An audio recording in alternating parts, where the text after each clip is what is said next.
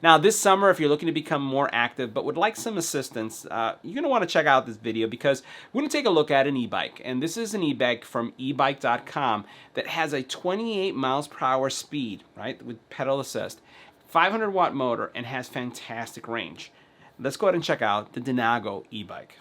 Now, the Denago e-bike has a max capacity of 280 pounds, which means you're going to be able to carry some groceries with you depending on where your weight class is. 500 watt motor, 28 mile per hour, and this is with pedal assist. This is how fast it would go if you're pedaling, and a 45 mile range, which is absolutely fantastic.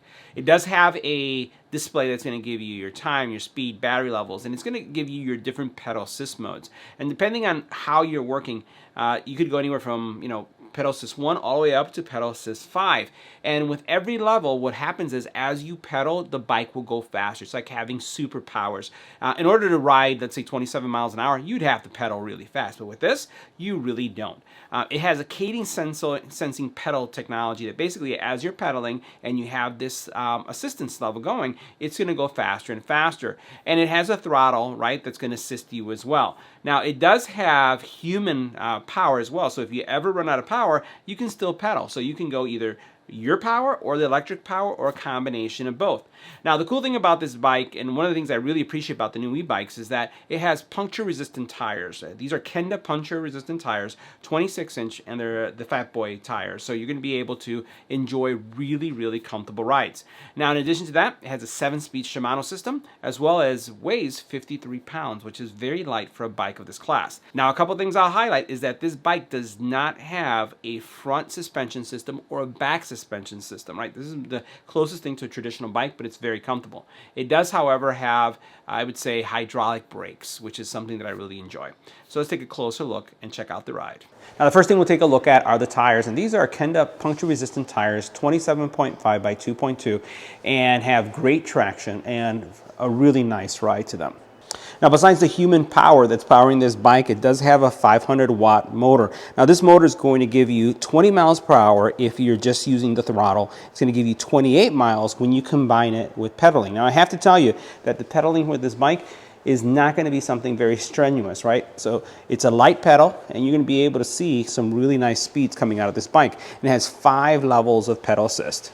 Now, from a range perspective, you can expect on this bike to see anywhere from 20 miles using just pure electric, right? And up to 40 miles if you're using human and also pedaled combination. So this is going to get you pretty far. Now, the range on this bike is also pretty impressive for the size of battery and the motor it has. You're talking about 20 miles, 100% electric, and up to 40 miles if you combine it with some pedaling. So if you put a little work to it, it's going to get you further. Now, this combined with the 7-gear Shimano drivetrain is going to give you a really pleasant ride. Now, the first thing you're going to notice about the bike that's missing is the fact that there's no fender. Now, you can order fenders, but they don't come standard in the package. Highly recommend getting a fender. You can notice that I have some mud splash over here, and if you take a look at this picture, it's not a pretty sight. This is what happens when you don't have any kind of fender protecting you from the elements. Now, the bike does include a rear reflector, even though it doesn't have an LED brake light in the back with this specific unit. Has a fully, I would say, tool-free adjustable seat extender, so you're able to adjust the seat any way or any place without having to require a tool, just by simply opening up this lever right here. Now, the saddle is very comfortable. It doesn't have any suspension, but I was very pleasantly surprised on how it felt when riding it. It's wide in the back, has a decent amount of cushion, and it seems to be water repellent. Now, on the side, you'll find your key removal port for the actual battery. So this is going to give you the ability to take this out if you want to charge it overnight, or if you want to store it during the winter. Now, you do have in the front and the back a disc brake system. These are cable brakes, so these are not hydraulic brakes in any way, but they still perform really well. On the front of the bike, you're going to notice 2 things missing. First is the front fender, as we mentioned before. These would be separate, but you can order them online. And also, there's no suspension system in the front. There's no hydraulic fork. But one of the things I will tell you is that the ride is super comfortable. I was really surprised how nice of a ride I got out of this bike, given the fact that it had no front suspension fork. Now, on this side of the bike, you're going to find your charging port. So you can see that right here. It's covered by this little cap, which again is easy to secure back on so that you don't get any water. Now, the handlebar does have wrist support, so you can see palm support right here. They're rubberized. Everything is easy to access, so the actual handlebar itself isn't super wide, which makes it really easy to turn and also to gain access to all the controls. So here you have on the left side your throttle, which is different. Most of the bikes that we've ridden have it on the right side, but I've ridden maybe about 2 or 3 bikes now that have it on the left. And I'll tell you, I enjoy having the gears for the shifts on this side, and then having the electric on this side. You get used to it really quick. You do have the brake, and as I mentioned, the brakes are responsive. They're not hydraulic. You here have the power button, so this is what you use to power up the bike. And then what you also then have is the ability to change the actual pedal assist. And even though this doesn't have a front-facing LED lamp, it does have all the controls for it. And if it's plugged into the existing wire harness, what you're going to find is that you'll be able to actuate them because it's already pre-programmed. Now, one of the things I also appreciate about the bike is that it does have the steering column here. You do have the ability to adjust this and raise this up higher. I found that some of the other bikes that I've tested, you really don't have this type of mechanism. So if it is in this specific angle or it doesn't suit your height, you're typically hunched over. But here you can adjust this, bring this up forward, adjust your steering, actually your steering column and also your handlebar, and get a better ride based on your height and your, I would say, your arm length. Now, the display for this bike is highly legible. This is really easy to read out in direct sunlight, and it does have kind of like this fuel gauge over here that's going to give you, again, as you're going through each passing gear, as you set it up, you'll see how it basically fills up this fuel bar here, indicating where you have the most power. And then what you also then is have your battery level on the left. Been having a great experience with the bike. Doesn't really use up that much battery. It's very efficient. And then on this side, you'll notice that you do have a bell, so you can use that. You have your Shimano system here to shift up and shift down, and it's really nice within reach. And then you also have your brake on each side. The other thing I like is that you do have enough space here to be able to hook, let's say, a phone or any other device. I have also found, because it does have your steering column here is much longer, that I can even hook something right here and have it placed in front, which is also very convenient. Now let's talk about the Denago Electric Bike. Now this bike is the closest thing to a standard bike that we reviewed on the channel. And I say this because it does not have a front fork suspension system. It's not hydraulic. It's not one of those adjustable ones that has a standard one. But despite that, the ride experience is actually really good. A couple things that are missing from the bike also, but you can add, because it's very, very configurable, are fenders, so that you can protect yourself from water splash coming up. And as you can see right here, there's some significant water because it has been raining here in Chicago. So I'm gonna just drive a little slow on this side because I don't want to spew up a lot of mud. And we'll get right here. Okay, that was not bad. And also this bike lacks a rear LED as well as a front lamp or front light LED as well. But again, these are all options that you can configure. It brings the price down, I'd say, quite a bit as well because of that. Now, it does have a 7-speed Shimano system, and it's right here on this side. Everything is easy to access. Push button to switch gears, top button also to adjust your gears. Everything here is really nice, easy to adjust. It does have some great cable management. The cable management for the bike is it's probably one of the best that I've seen in a bike in a long time. We see several bikes on the channel that have, especially in the front, a lot of cables. And in this case, these are really well tucked into the frame. Now, the throttle for this bike is found on the left side, which is a little bit different. Not on the right side like I've traditionally found them, but I've had several bikes that have it on the left side, and I've actually gotten used to it. Right now I'm pedaling, and you can see kind of like the effort that's going in there. I'm going to go ahead and switch to pedal assist 2, and it did have a little bump in speed. I'm going to go ahead and it's right now clocking at around 19.3. Not putting in a lot of effort to pedal. I'm going to go ahead and switch to pedal assist 3 now. And there was an increase. It was a gradual increase, but I can feel it. Now I'm going around 22 miles an hour. At least that's what the clock says. And then now with 4, it's clocking. Let me slow down. So working a little bit to take off, and it should be kicking in any moment. Yep, it's kicking in, and I'm hitting about 23 miles an hour, 24. Wow, really, really, really nice. Let's go ahead and try here, moving all the way up to pedal assist 5. Let's see what it does here. All right. It's going at 22. 24.7, 25, 26. Wow, that is really nice. All right, that was a little winded there, but I got pretty far on that one. So what can I say? Pedal assist is pretty good. I'm gonna switch gears. I'm gonna bring it down to 3 and see.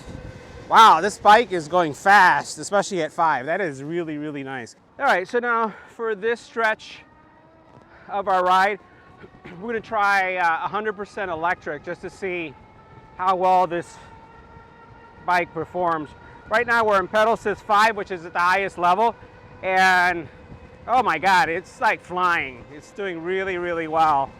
It's actually kicking off really nicely. I'm right now clocking at 25, it says 26, really without effort. So I'm gonna go electric now, and as I do electric, something that's interesting is happening. It's actually slowing down.